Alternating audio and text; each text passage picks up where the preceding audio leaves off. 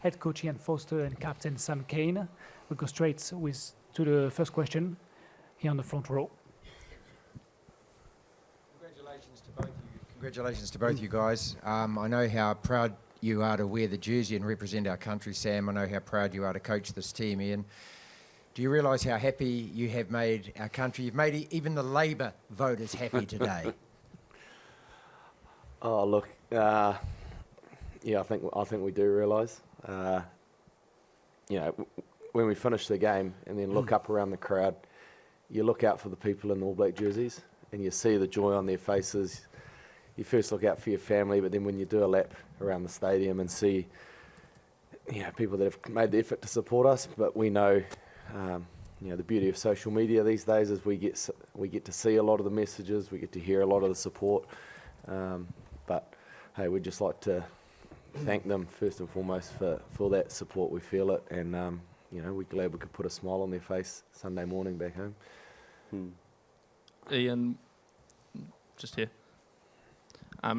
Ian, was that the most important and most impressive victory you've overseen as head coach of this team?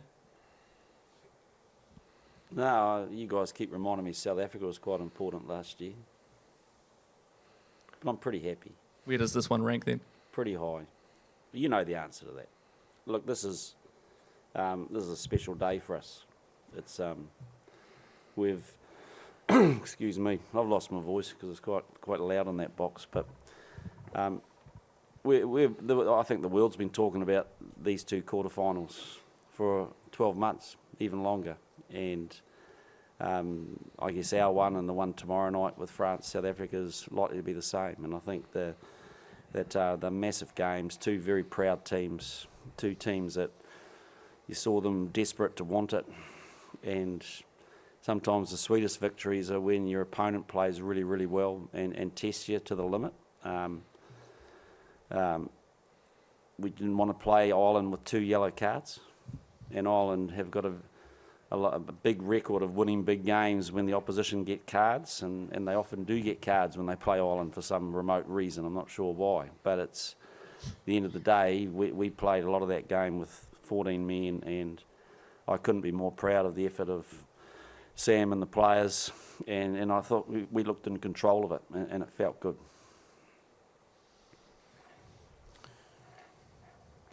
Question for the captain. Obviously, New Zealand are very renowned for the attacking and try scoring, rightly so. But how proud are you of the way your team defended 37 phases, I think 3 or 4 minutes, incredible intensity, Ireland absolutely doing everything they could to get over that line. How proud are you of that achievement and those 37 phases? Yeah, what an incredible finish to a test match. 37 phases.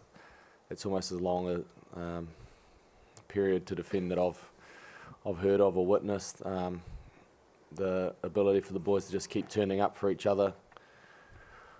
I think obviously it's pretty clear that defence probably won us the test match tonight, and history shows that teams that win World Cups have very good defensively. So I feel like that defensive performance has been building for a wee while, and it's got to be our benchmark going forward.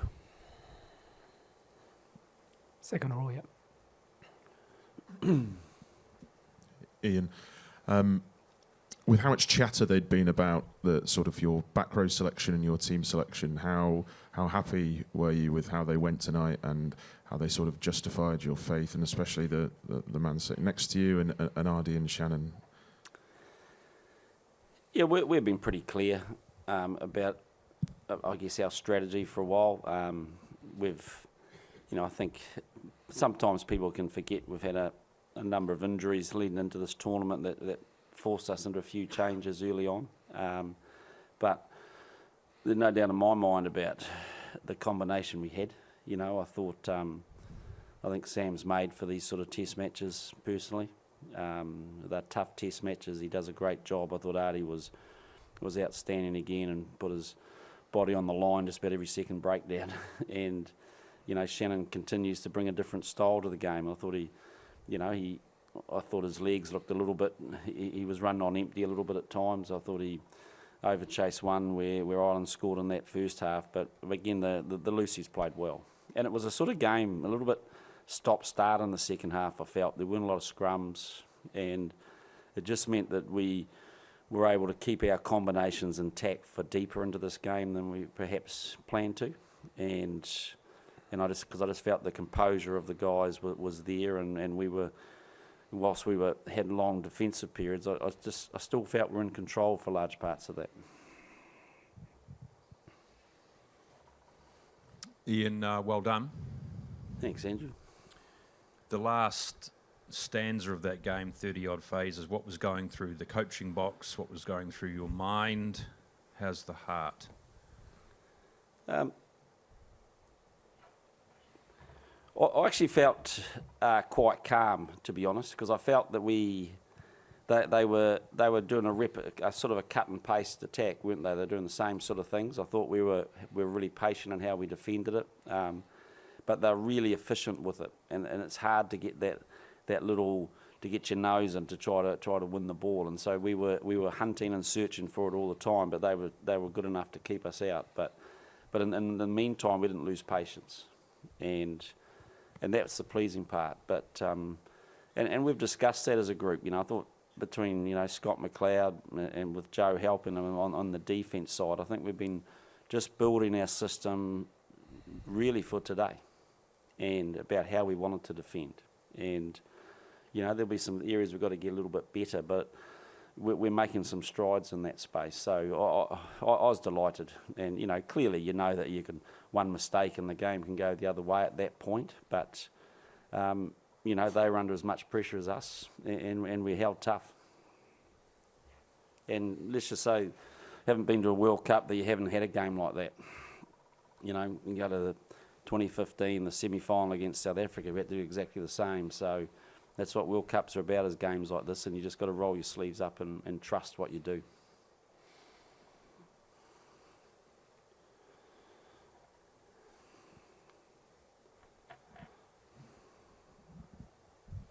Sam, could you just talk to the mental resolve of this group when Ireland continue to throw everything at you, they score a try, they get within 1 point, just the mental resolve of this group to stay calm and trust, I suppose, the way you're able to keep them out?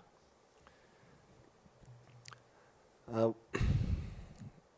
think a lot of it comes back, we had an awesome week's prep, and with that you take a lot of confidence. There was a real air of calmness, even on the bus, when we got to the changing rooms. When you're in a leadership role, you're sort of analysing that, thinking, hoping that's a good thing. But as it turned out, I think we just had we know how we want to play, we know what we're about now, and it's been building up for a test match like this. And I don't think we allowed ourselves to get rattled out there. We were clear on, when they scored, what we needed to do to fix it, and we're confident in that we were making inroads, when we held on to the ball. So. Ian, congratulations. Can you still be under the radar in the semi-finals? I suspect not. I'm not sure how far under the radar we were. I think, certainly all the talk was about Ireland in many sense, but it's not a tag that we like to have. We don't adopt it ourselves. And pardon? Oh yeah, but that was a few weeks ago. I'm allowed to change my mind occasionally. So, but the limelight was on Ireland. I mean, let's face it, they had an amazing, 17 wins in a row. They've built a team for this sort of iconic moment, hadn't they? Really, and so they had massive expectations about to perform, and we've been there as a team, and we know what that's like, and we know that some things fuel you in that sort of situation. So our role was really just to just to be quiet and to steel ourselves for the challenge that we needed. So, but no, I don't think we'll be under the radar next week. And we know Argentina well; they know us well. Play each other regularly, so it'll be a heck of a game, heck of a good Southern Hemisphere game.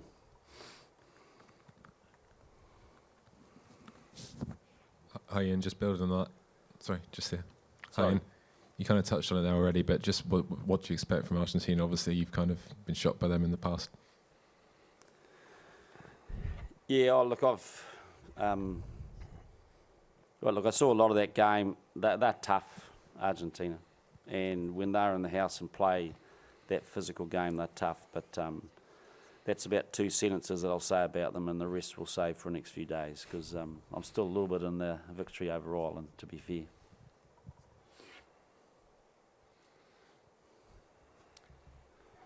Ian, a lot's been said about the defensive resolve, and obviously a lot of big moments going in a match like that, but just how decisive, I think you're one man down at the time, the Ireland maul, Geordie Barrett holds an Irish attacker up. How decisive do you think that was in the context of the contest?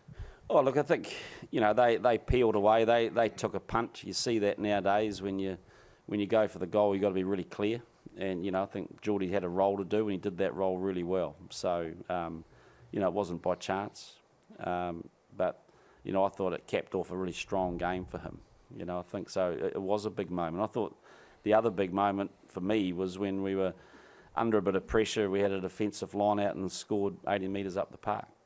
And I thought that was a big moment in that second half, because there's something about scoring long-range tries that it can deflate a team, and that got us out to 8 points, and to me that sort of set the platform of it. So the nice thing for me is there's a nice little mix of some really good attacking stuff and some really courageous defensive stuff in that game. So plenty to work with, and we'll need that.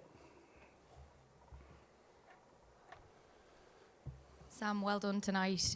Johnny Sexton, he played his final game for Ireland. What is he like to come up against, and what have you made of him as a player overall? Oh, look, he's been massively successful for them.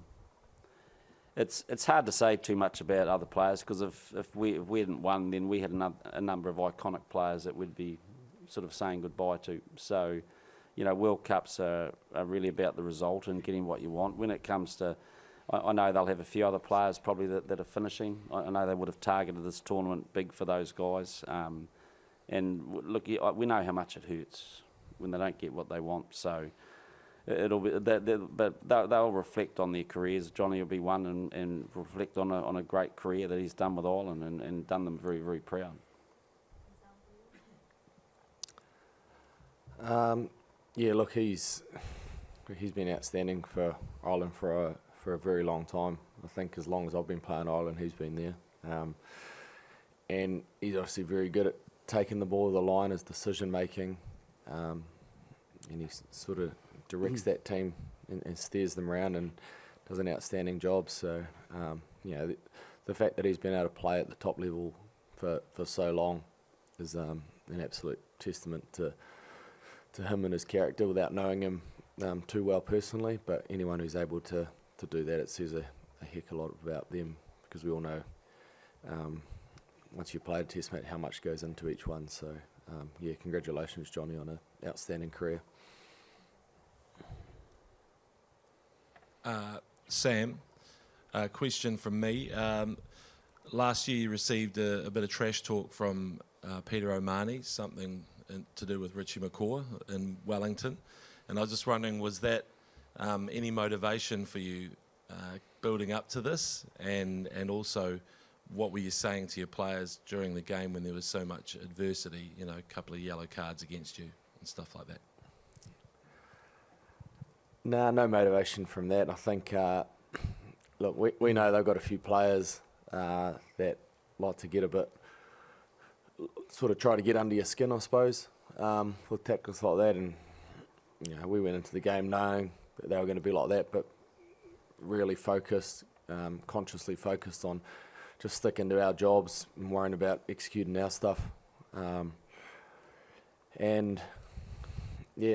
we just didn't buy into it, I suppose. We have time for one more question. Ian, could you just explain to us if it was part of your tactical bet that given the amount of minutes your starting team had and the amount of minutes the Irish starting team and the bench had, was it part of your tactical bet that Ireland would fatigue as the game went on? We thought so. I think there's been a bit of evidence of that in the past. And, you know, so that's why we wanted to keep the game moving, you know, but, you know, I'm not sure they did as much as I would have liked, you know, because look at the way they finished. You know, they finished strong and on top, so I don't think it was a major issue in the game. I think the flow of the game was different. There wasn't a lot of scrums. We would have liked more scrums against them, and I think you saw our scrum dominance in that game, and some more scrums might have taxed their forwards a little bit more, but there wasn't, and that happens. So that meant that we made our subs later in the game than potentially what we did as well. So, but you know, we like to play fast over. It's not just a versus an Ireland thing. It's versus everyone really. But gee, you can't criticise them for their attitude in that last 10 minutes, can you? Ireland, I'm talking about. Thank you very much, gentlemen. This is the Thank end you. of this press conference, and we will be opening the mixed zone shortly.